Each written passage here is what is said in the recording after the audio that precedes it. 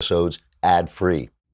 In our last episode, Austin temporarily eluded Orosgo's thugs by returning to the heart of Curtin's maze in Edgemont. There, at last, he confronted Curtin's dragon and destroyed it, breaking out of the maze. Moving on, he entered the country of Manaria, where he found an ancient Roman-style city of stone statues that came to life at moonrise and attacked him, forcing him to escape back into the clutches of the assassins, Slick and Moses. And now, episode 9 of Another Kingdom, performed by Michael Knowles.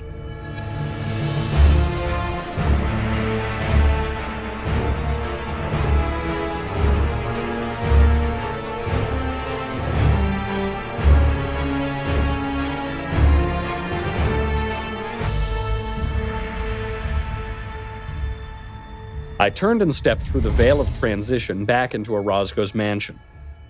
I knew I was only delaying the moment when the Manarian guards washed over me and cut me to pieces. But at least delaying the moment delayed the moment, if you see what I mean. Also, it was part of the strange quality of this fantastic other world that I always half believed each visit there would be my last. I always harbored a vague hope that once I was back in the real world, I would get some modern medical care and find a cure for this insanity. And Galliana and Edgemont and Manaria and all the 11 lands would become just bad memories, just symptoms of my former madness, a disease I used to have. And then there was this. I had no idea how I was going to fend off the bloodlusting charge of so many statue soldiers. But I did have at least the first glimmer of a notion about what to do next in Oregon. I had a plan. Sort of. I flashed back into the mansion just where I had left it, dodging through the doorway into the short hall with Moses recovering his balance and going for his gun behind me. 2 running steps brought me abreast of the pedestal with the vase on it. A tall, thick pedestal made of some dark, heavy wood with carved brass inlays on its sides. I glanced over my shoulder and there was Moses, his gun leveled at me. He was about to shoot. I hurled myself behind the pedestal and dropped into a low crouch just as the big thug fired. His gun roared 3 times. I screamed in fear as the hall shook with the deafening blasts. I don't know where all the bullets went, but one of them must have hit the pedestal because the heavy wooden stand shuddered violently and the pottery vase tilted off the top of it and spilled down through the air to shatter into shards on the floor beside me. Now this, ducking behind the pedestal, this had actually been the first part of my plan. But I couldn't remember the rest. The gunshots had totally scattered my thoughts. I could not for the life of me think of what I was supposed to do next. It was something really clever. Something like what I'd done in the altar room with the dragon, the long dagger. For the moment, though, all I could think about was whether I'd been shot. I was frantically examining my body, searching for blood and wounds. There were none. Then it was too late. Moses charged into view. His gun was pointed straight at me where I crouched, cowering against the wall. He could have killed me right then and there, but he didn't. He just looked down at me and shook his head as if I were a pathetic fool, which I guess I was. "Get on your feet, asshole," he said. A second later, Slick was there beside him. He'd come running at the sound of trouble. He had his own gun drawn in one hand and my backpack dangling from his other.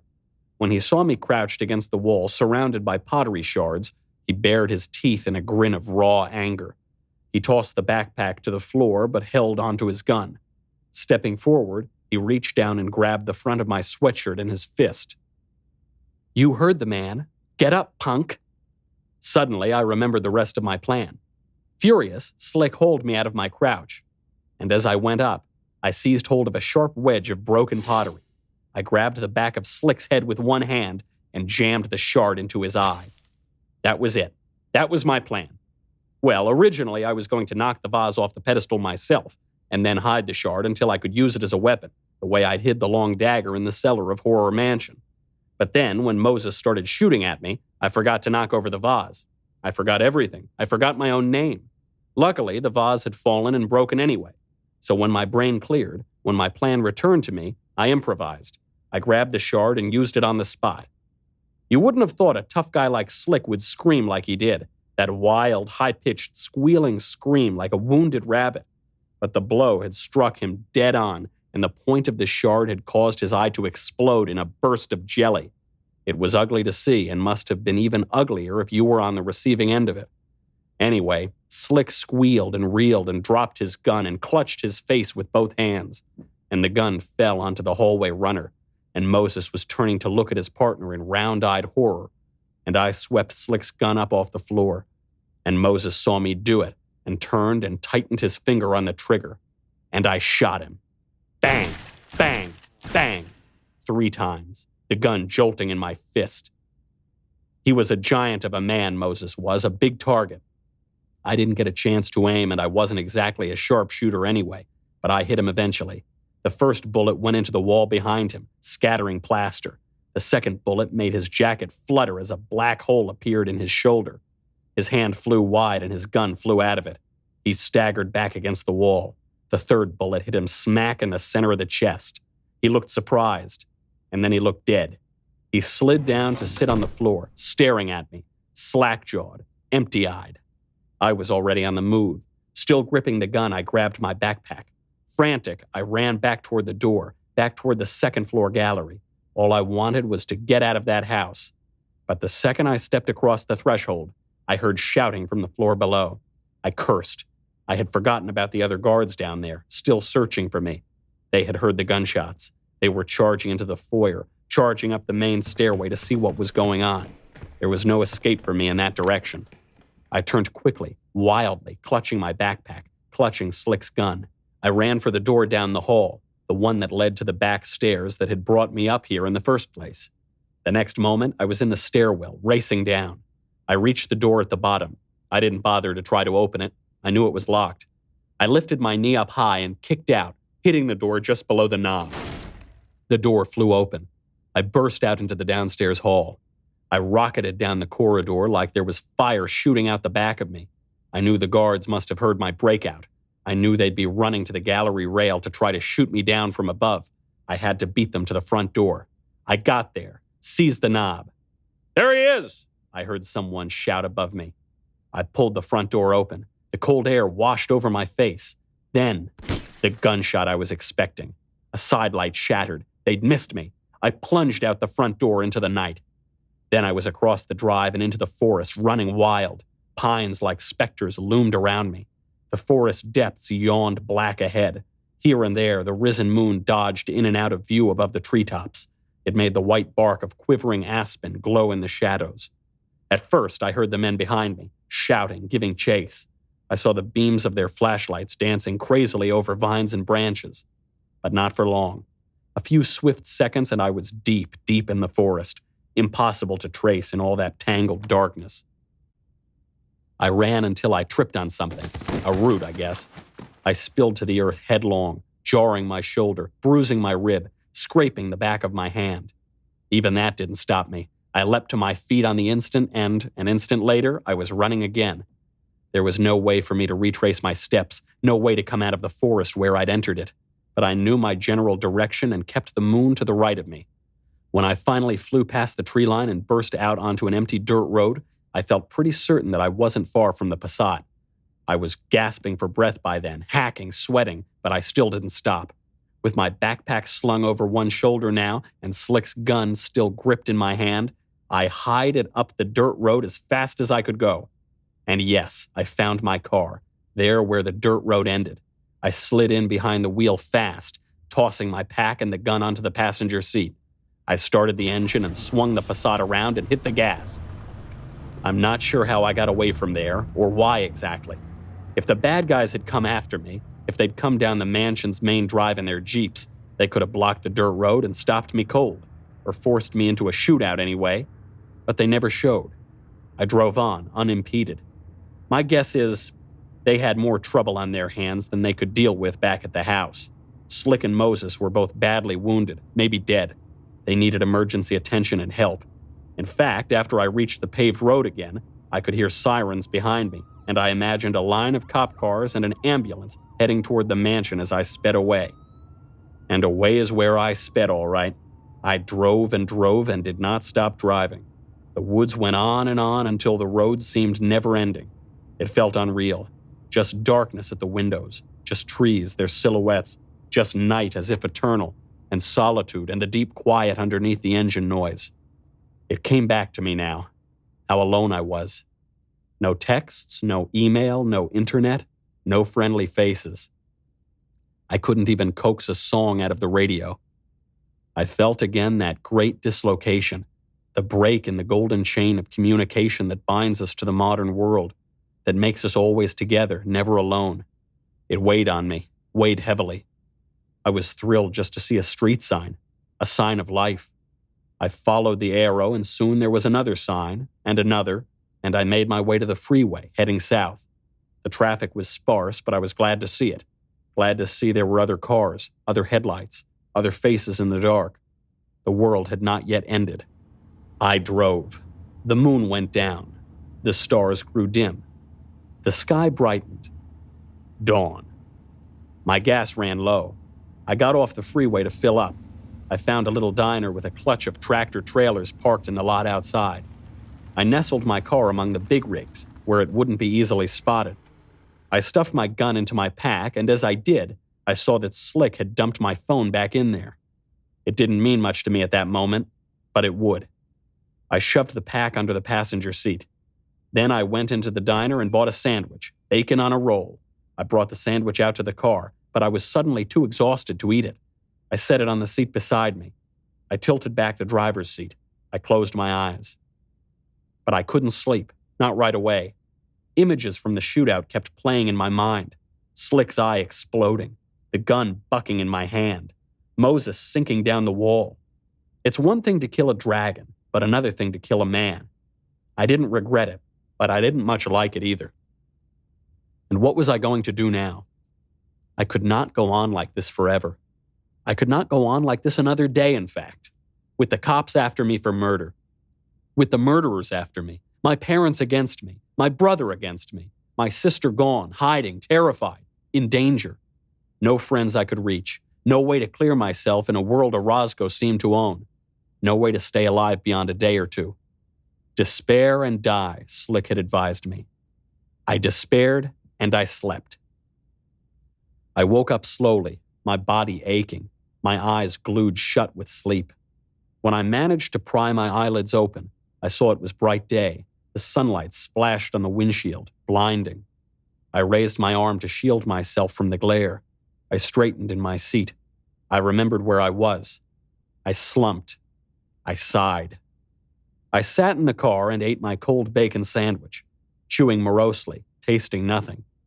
Slowly, though, as I ate, my sense of my situation began to coalesce. Clues started coming together in my brain. Answers to my questions began to suggest themselves. By the time I swallowed the final bit of bacon, I had an idea. I wrestled my backpack out from under the seat beside me. I unzipped it and rooted inside until I found the phone. I looked in the call history, and sure enough, there it was, the number Slick had dialed when we were in the banquet hall. I pressed the redial button and held the phone to my ear. I listened to it ringing, once, twice, a third time. My stomach fluttered. Then, a click and a voice. That voice I had never forgotten, slick and smooth and ancient as a snake's, with a vague and vaguely romantic accent. "Mr. Lively," he said. His tone was flat and murderous. And I answered him. "Call off your dogs, Orosgo. We need to talk." At the edge of a cliff overlooking the sea stood a palace of stone and glass. Magnificent. It spread across my windshield as my car emerged from the trees. I approached it over a long and level drive. To the left and right of me stretched a green and treeless meadow. You could trace the ocean wind as it passed over its grasses. It seemed like the moving hand of an invisible god. The meadow ended suddenly at an arching edge of whitish stone. Beyond that was the water, still and calm and dark under a drifting morning mist. I had prepared for this encounter as well as I could.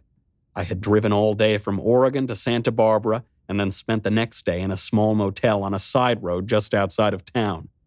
Once again, I had sat at the motel's public computer. I had worked through searches until I found what I needed to know. I had gone into the city and bought some fresh clothes on State Street. Tan slacks, gray polo shirt, and blue sports jacket. I didn't want to take this meeting dressed like a kid in a sweatshirt and jeans. The whole time I was preparing, I was watchful but more or less relaxed.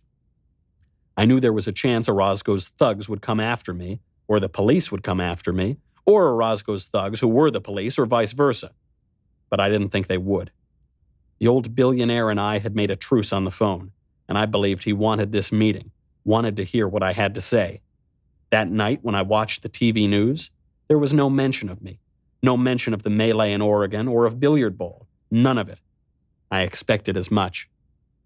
Finally, the next morning, I set out for the address he'd given me. I'm pretty sure I was followed during the entire drive. The same 3 cars kept trading places in my rearview mirror. One of them was a California Highway Patrol cruiser. They kept their distance, but they never let me out of their sight. I tried not to let it bother me. We all knew where I was heading anyway.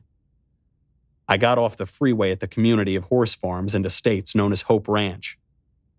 I wound down a long country road under a canopy of autumn oaks.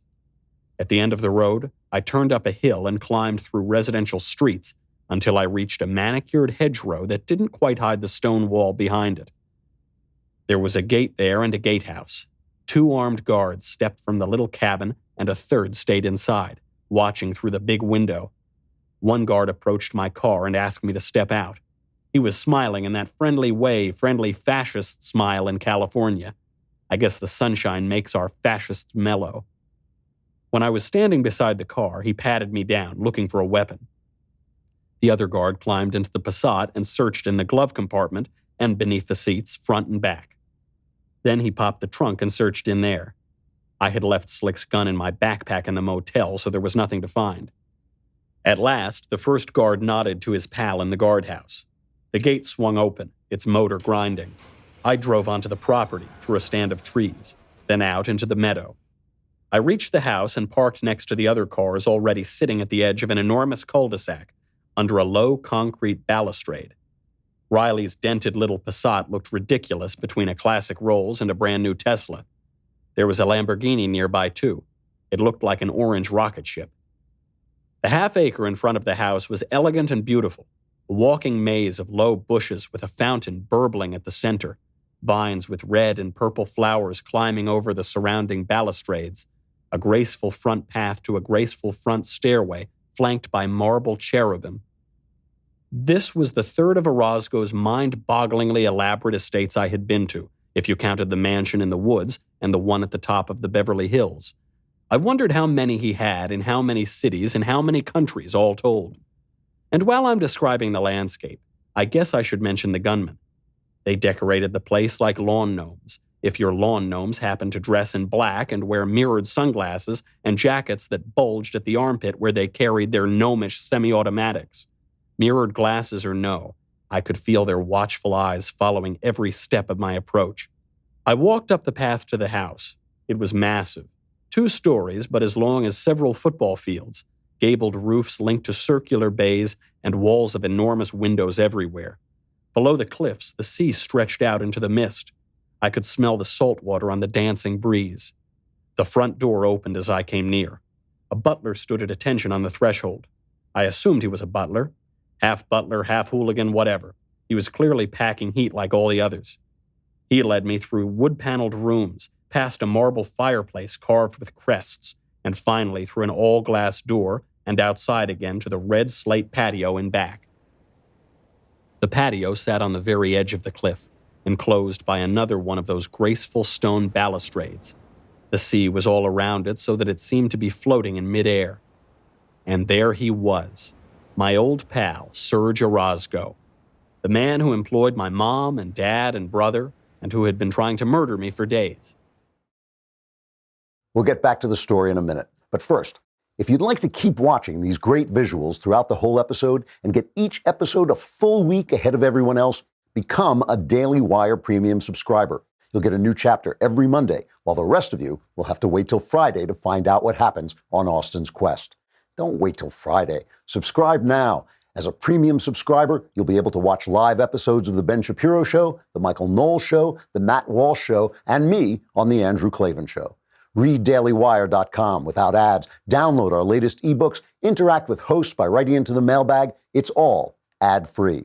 To continue enjoying these rich visuals and riveting story, you guessed it, become a subscriber over at Daily Wire. Now, back to the story. Seated at the head of the glass breakfast table, he had the misty ocean stretched out behind him like a backdrop. It was only a little while since I'd seen him last, but it seemed like forever. Passing back and forth between the real world and fantasy land had messed with my sense of time. He was dressed like a tycoon villain in a spy movie, wearing a classic smoking jacket, ruby red with a black collar, a white shirt underneath, open at his waddled neck. His square head was topped with silver hair. His face, the nearly transparent skin on his weirdly unwrinkled cheeks, the unnaturally wide stare of his pale blue eyes, was the face of a baby perpetually startled at the fallen state of the world. He was using a tiny fork to spear berries out of a hollowed melon. He didn't look up when I stepped out of the house, just went on eating. "Sit down, Austin," he said.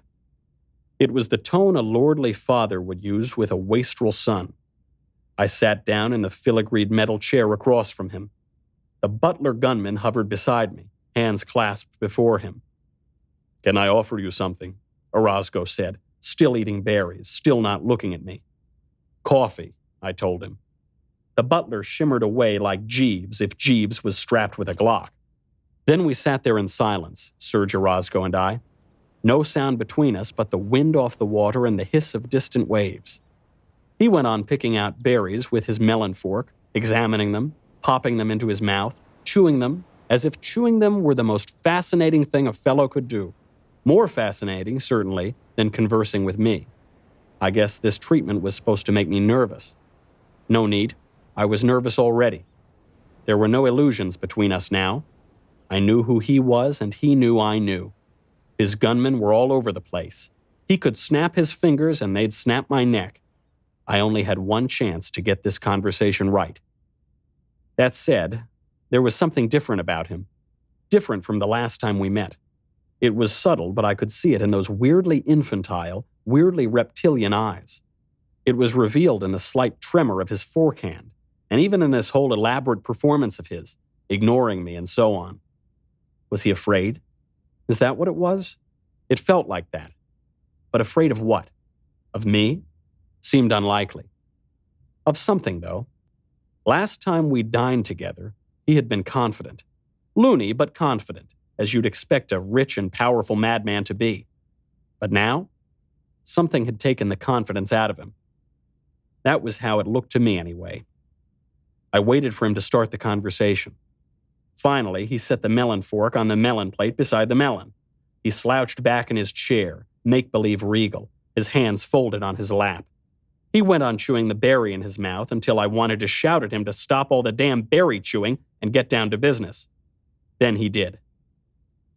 "You've killed 3 of my men, Austin," he scolded me sternly. "Have I? I've lost count. One of them, Moses, was a police detective, and his partner, Detective Jameson, has lost an eye." "Sorry," I said. "Are you?" "No." "And yet you come to me for protection." "I come to you to make a deal." "You do want my protection, though, don't you?" "Well, you could stop trying to murder me. That would help." "Perhaps, but there'd still be legal consequences for you. I'm not all-powerful, you know." "You're powerful enough." "I can't override the law." "Oh, sure you can." "Well," he conceded the point with a shrug. "Still, I can't stop Detective Jameson if he wants revenge. An eye for an eye, and all that." "That is too bad," I said coolly, "because you don't want me dead, Orosgo.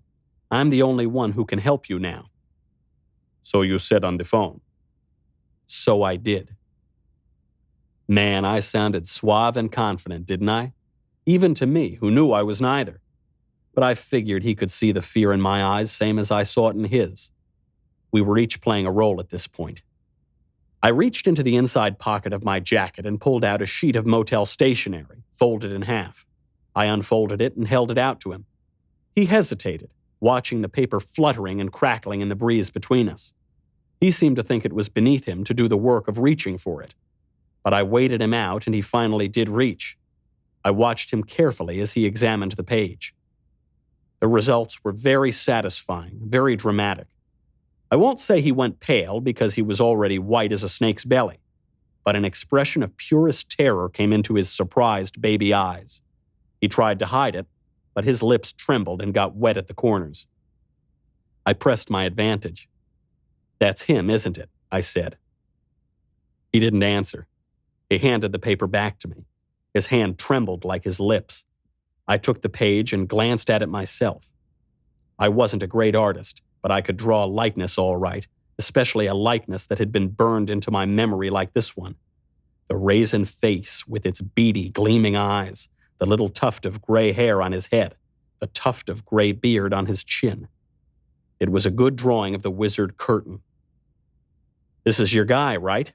The cowled guy who came to you in your dacha all those years ago, after you'd pillaged your billions from what used to be the Soviet Union." When Orosgo answered me now, there was no pretense. His voice trembled like his hands and his lips. He spoke to me with what seemed a new sincerity. And sure, why not? I was the one person on earth who shared his secret, who believed him and understood. "I thought it was a dream," he said in a soft tone of amazement.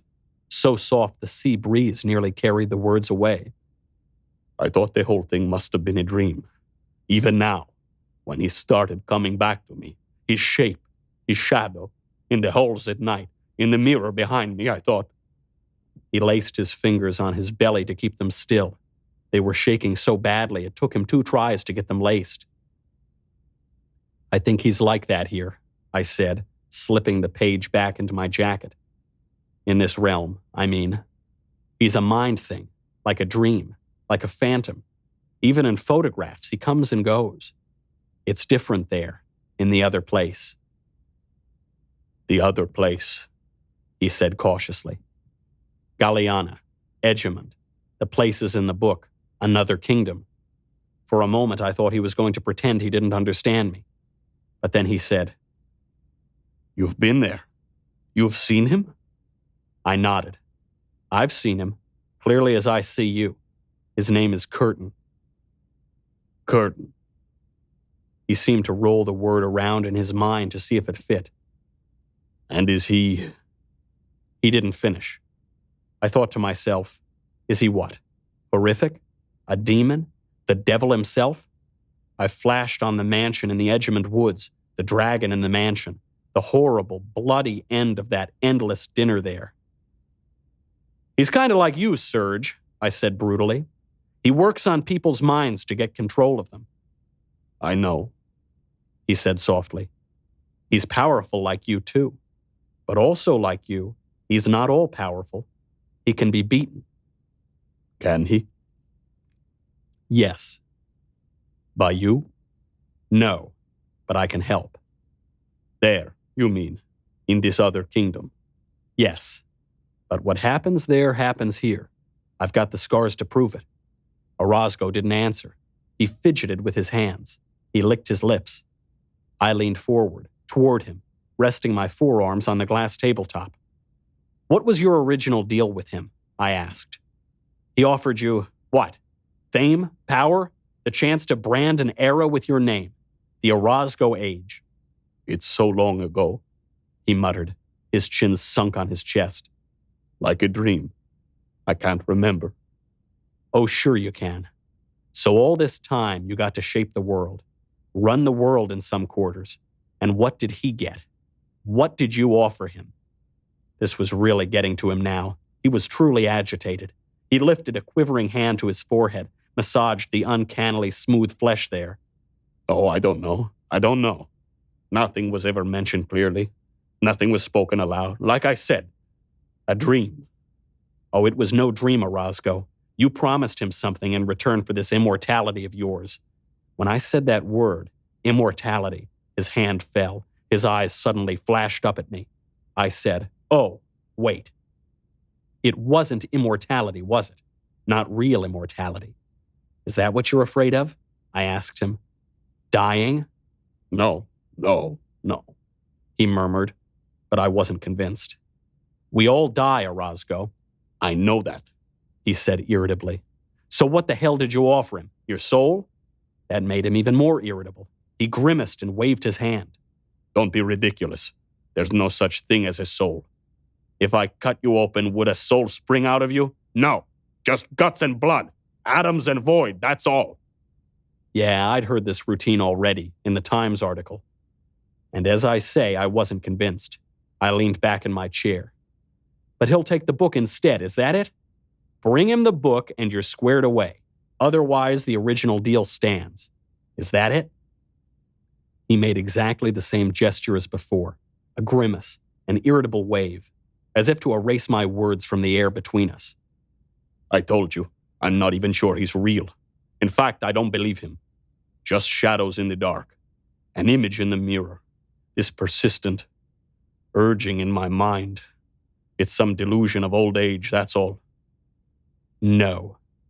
I remembered the photo in the Times, the vanishing image in the window of the house, there and gone. He's real, all right. And he wants the book. He wants another kingdom. It's the portal between his world and ours. If he can get his hands on it, he can control them both. He said. But if I get it first, well then, who knows? Just the little of it I've already read gave me the power to flash back and forth between one place and the other. If I could read the whole thing, what could I do then? Control my passage? Do magic? Summon the Emperor Anastasius, alert his armies, restore Elinda to her throne? And isn't that what Curtin's afraid of? Isn't that why he wants you to stop me? Why he wants you to bring him the book? What he loses there, he loses here as well. I watched him as I spoke. He averted his eyes guiltily. He knew something, or thought he did. But before he could answer me, his faithful butler/assassin came in with the silver coffee service. Orosgo and I both retreated into the corners of our minds while Killer Jeeves set my china cup before me and poured. It gave me a chance to consider how insane this conversation was. Two lunatics arguing over their delusions. Milk and sugar, said the butler. Black, I said. Out he shimmered. I stared at Orosgo. Orosgo stared down at the patio slates.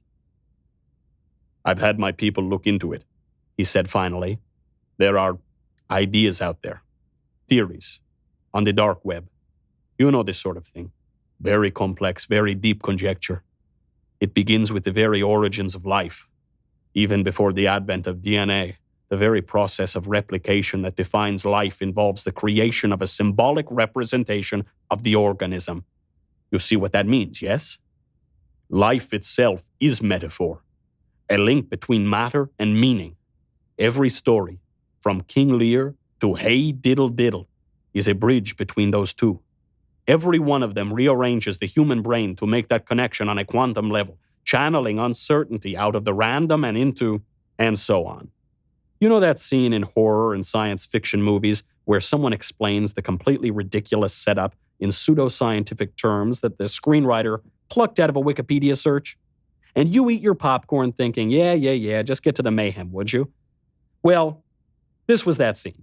Orosgo started talking in that way billionaires do, where they don't give a monkey's turd about what you have to say because they're the billionaire and you're not. And he just went on and on, not to mention on, about multiple universes and quantum mechanics and how just the right story could arrange the subatomic particles in just the right brain, in just the right way to make the mind capable of passage from one of an infinite number of realities into another. On and on. I couldn't repeat it now if I tried. Until finally, I just lost my patience. I slapped the glass table with my palm. I said, all right, enough, Orosgo. Now let me tell you what I know, okay? My deep conjecture. Startled, he stopped. He stared. Who the hell interrupts a man with billions of dollars? Me, that's who. What I know is that you're an old and evil man. You're scared of dying, and I don't blame you. If there's anything at all, even vaguely resembling a god at the helm of this blood-soaked universe, you are well and truly screwed through all the generations and beyond. I sneered and shook my head at him. Rusty Winkleman. Did it begin with him? The old chairman of my father's department at Berkeley. My poor old Uncle Rusty. Was it my dad who poisoned him? No, my mom, I'll bet. Uncle Rusty always loved my mom. She could have talked him into drinking cyanide just to please her. My father then pretended to discover the body. Yeah, that sounds like the way they'd do it. Then my dad came home and told Mom it had all worked out just the way they planned it. And that was what my sister heard when she was crawling around in the walls. That's why they terrorized her to keep her silent. And then, lo and behold, my father took over the psychology department and hand-appointed the next chairman. That's why you put his name on the wall at the 730 Club. And he was just one of hundreds, wasn't he? Orosgo sank back in his chair. He frowned at me, a deep, angry frown. All that money he had. Everyone else kissed his ass and called it ice cream. He hated being forced to sit here and listen to the truth about himself as if he were some ordinary man. I sipped my coffee from the china cup, breathed out of it. Ah. I went on. That's who those people are, right? The names on the wall in the banquet room of the 730 house. Every one of them. Everyone I could remember. Everyone I could check. Everyone replaced a powerful man. A man who died or who got embroiled in a scandal, or a man who just suddenly retired young for no apparent reason. Heads of departments at prestigious universities. Heads of TV networks and news sites. The editor of the New York Times. The guy who hired Charles Head to write that puff piece about you. The Pope in freaking Rome, for all I know. At hundreds of places all over the country, and in Europe, too. You murdered the person in charge, or blackmailed him, or destroyed him with a scandal, and then you installed your own guy, someone dedicated to spreading the gospel of Orosgo. Atoms and void, no human rights, no freedom. Just Orosgo calling the shots from on high. Orosgo and his scholars teaching his ideas and writing books about them. Orosgo and his journalists reporting the news from Orozgo's point of view. Orosgo and his politicians turning his policies into law. Orosgo and his movie studios and streaming services and his social media platforms making Orosgo propaganda for the masses. All the world's Orosgo, and we're just living in it, right? It's brilliant. You don't even have to hide the fact you're taking things over. Because who would oppose you? The government? The news outlets? The academy? Hollywood? They're all you. They're all your guys, or trained by your guys, or hired by them. Because you killed or ruined everyone who might have stood in your way.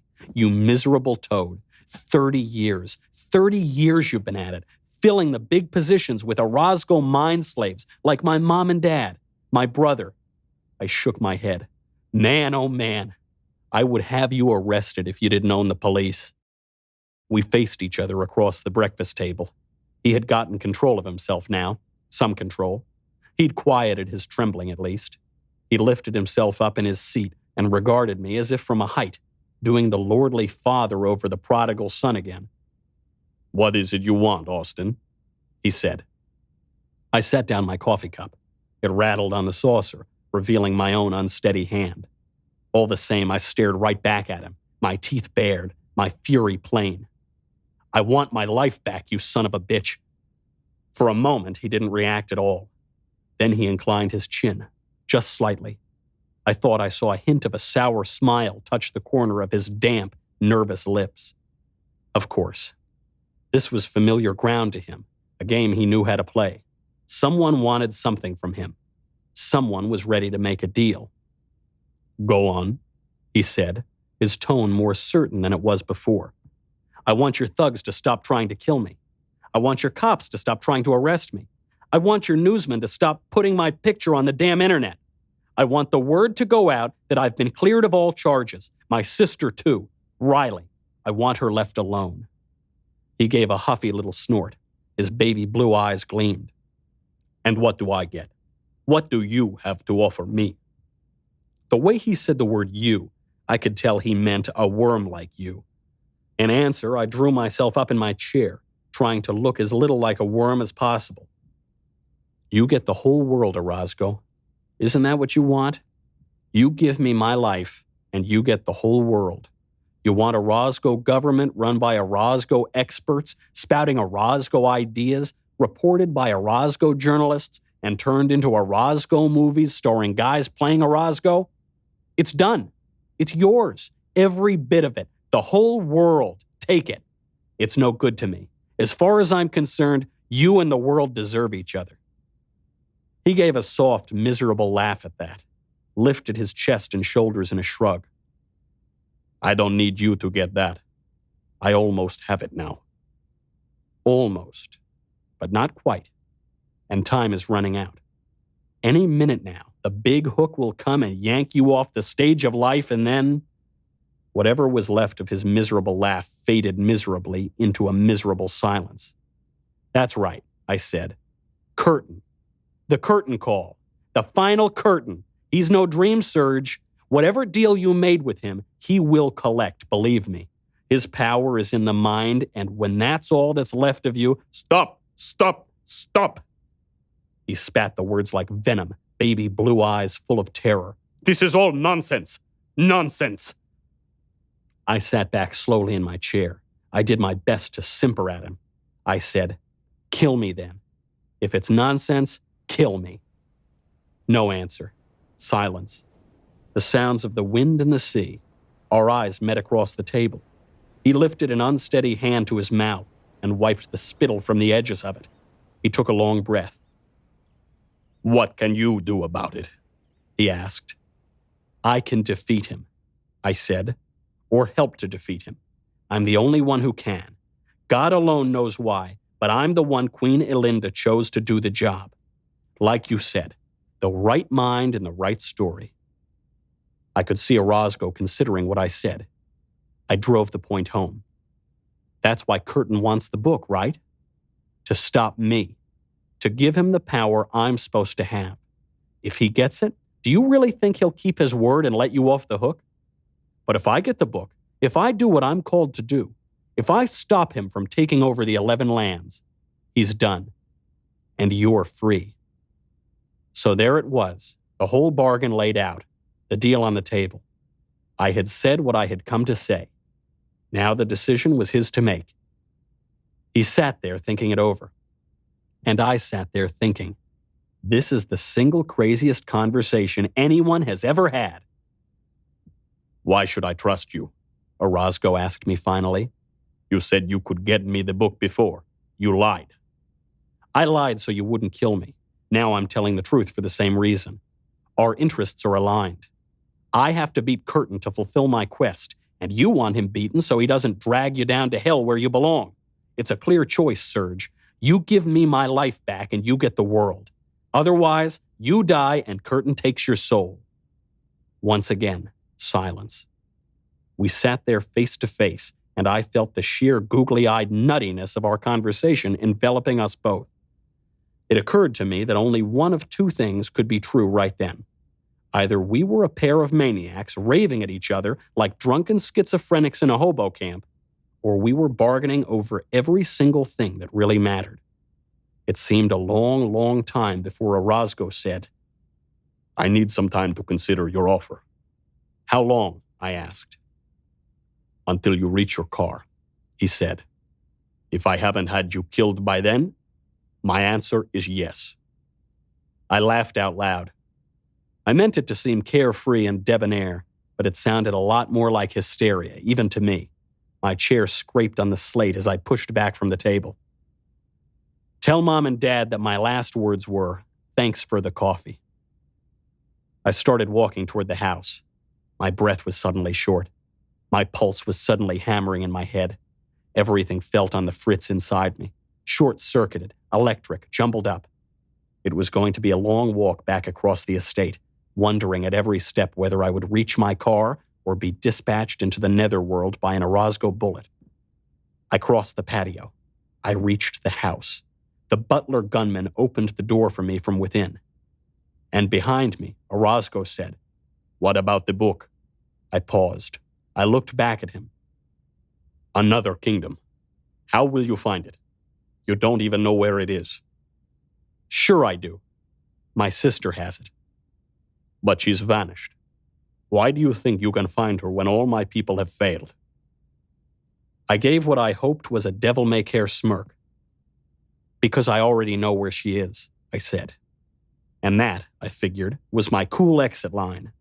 So with my best cool exit line wink of the eye, I turned to the house again and walked right through the open door back into the marble throne room of Mineria, where a horde of screaming centurions was charging toward me. spears lowered, swords raised. Next week, the season finale of Another Kingdom. This has been Another Kingdom by Andrew Klavan, performed by Michael Knowles. This episode directed and produced by Jonathan Hay, produced by Mathis Glover, executive producer Jeremy Boring, associate producer Austin Stevens, edited by Jim Nickel, sound design and mix by Dylan Case. Audio recorded by Mike Cormina. Music composed by Adrian Seeley. Hair, makeup, and wardrobe by Jesua Alvera. DIT by Scott Key. And our production assistant is Colton Haas. Visual supervisor, Jake Jackson. Lead illustrator, Rebecca Shapiro. Illustrations by Anthony Clark. Animations by John Dretzka, Cole Holloway, Alvin Tyner,